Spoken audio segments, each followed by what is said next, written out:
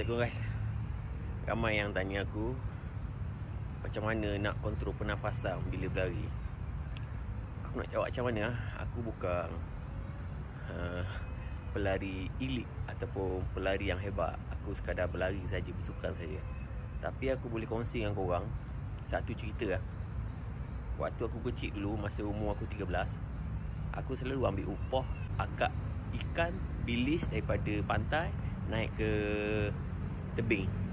So bot besar tu datang ke tepi pantai, akak ikan bilis tu dalam bako dan aku angkat naik ke pantai, ke tebing pantai. Upah dia satu bako RM3. So selepas habis angkat, aku akan naik bot besar tu pergi ke tengah dan terjun berenang. Boleh katakan hari-hari aku macam tu.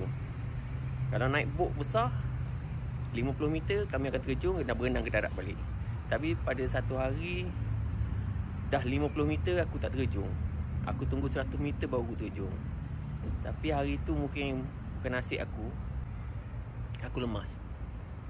Dan lemas hampir-hampir matilah aku. Tapi disebabkan aku selalu buat macam tu, aku boleh kontrol pernafasan aku. Aku cuba terapung dan aku cuba berenang balik sampai ke darat. Tapi sempatlah minum air laut. Nak pendekkan cerita, kalau kita selalu berenang ataupun kita selalu berlari, kita akan tahu macam mana cara nak kontrol pernafasan. Bila lemas, bila letih, kau tahu nak kontrol macam mana.